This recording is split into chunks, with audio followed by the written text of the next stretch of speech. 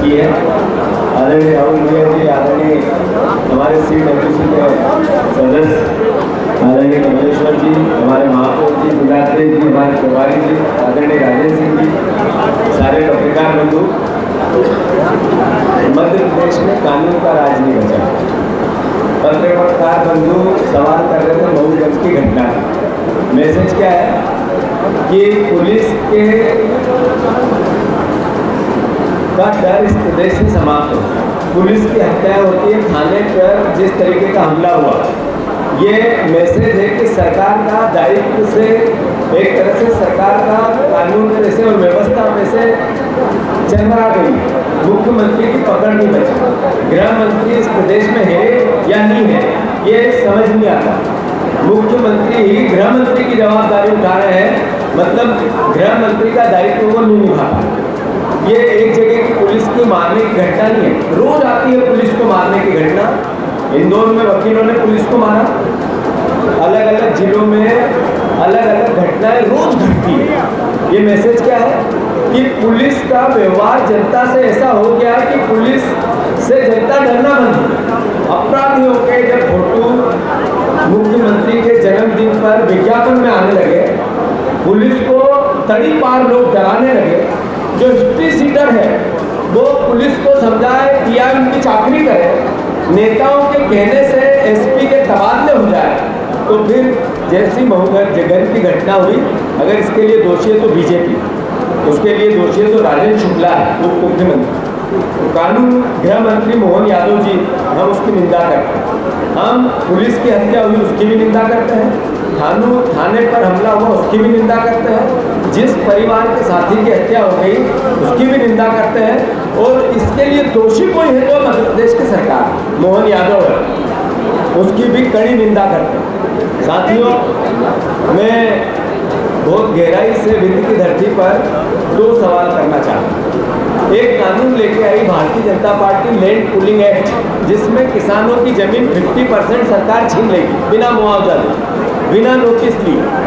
लगातार सिंगरौली में, उमरिया में, शहडोल में, जितने भी हमारे रीवा में, सतना में जहाँ सीमेंट प्लांट लगे, जमीनें अधिग्रहण हुई, जमीनों के मुआवजे का प्रोसेस कांग्रेस की सरकार ने, राहुल गांधी ने भूमि अधिग्रहण अधिनियम के तहत ताकत दी, उसको कोलैप्स कर दिया, और उसका कोई दोषी है तो राजेंद्र शुक्ला, क्योंकि वो सरकार के उप मुख्यमंत्री।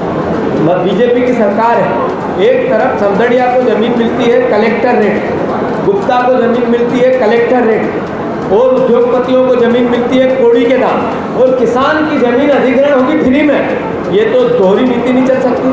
कांग्रेस पार्टी इसका विरोध करती है, और हम कल से इसका आगाज करेंगे सिंगरौली से।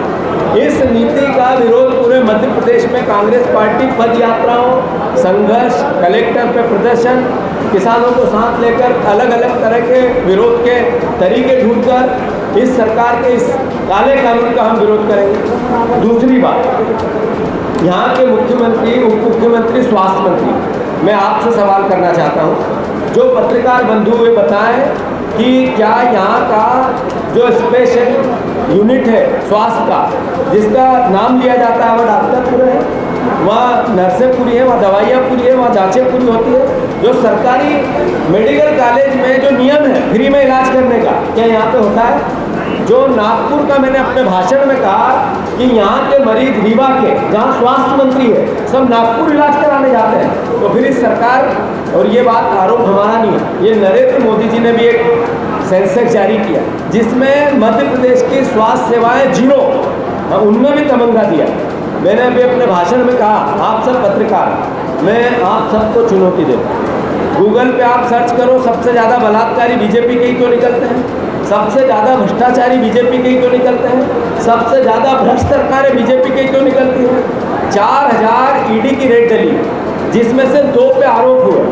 4000 में से एक भी बीजेपी का नेता नहीं आया, सब दूसरे विपक्ष के आए। अभी भूपेश बघेल के यहाँ आईटी की रेड चल रही है, यहाँ पर सोना मिला 10 करोड़ रुपए नगद, 14 करोड़ रुपए मिले, 52 किलो सोना मिला।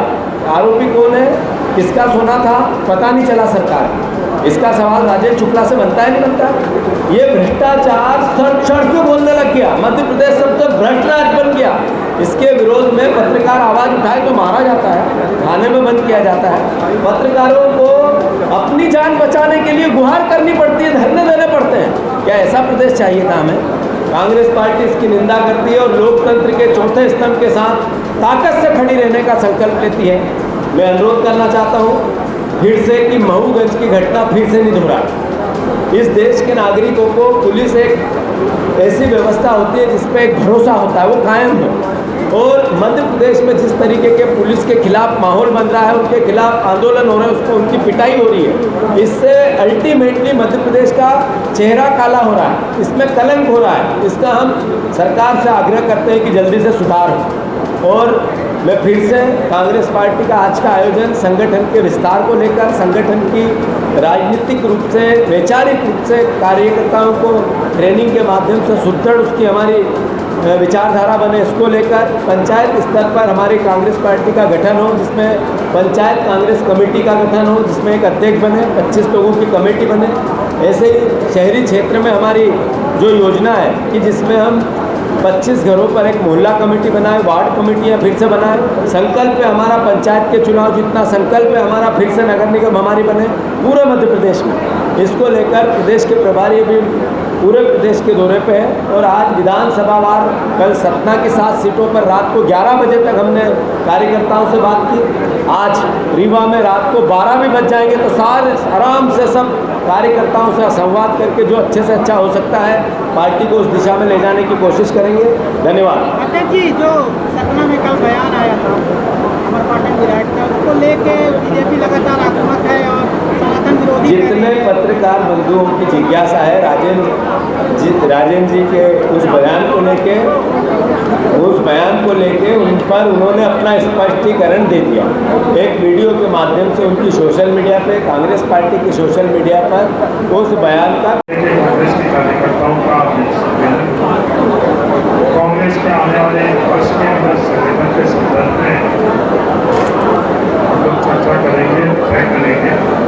वैचारिक तौर के ऊपर हम कांग्रेस को विचार रहा है, कार्यकर्ताओं को कैसे मजबूत बनाए वर्ष आने वाला है, ये लक्ष्य रखेगा।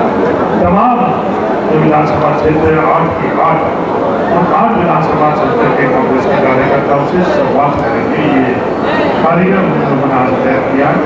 मध्य प्रदेश सरकार, मध्य प्रदेश की जनता की ये लक्ष्य रखते हुए हम लोग मध्य प्रदेश के अंदर परिवर्तन के लिए कांग्रेस पार्टी राजनीति करेंगे। एक सवाल रूट कर गए हैं, उनको वापस लाने के लिए क्या स्ट्रेटजी है आपको? जो रूट कर गए हैं, सवाल जवाब बात उनकी मंशा क्या है?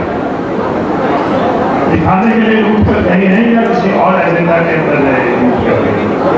सवाल ये खड़ा होता है। मुख्यमंत्री अभी आपने जाति घटना की बात कही, होने का संकेत देता है। मुख्यमंत्री मोहन यादव जी ने कहा है कि कांग्रेस का आधा पंजा अपूर्ण होने का संकेत देता है। कांग्रेस उनकी सोच क्या है?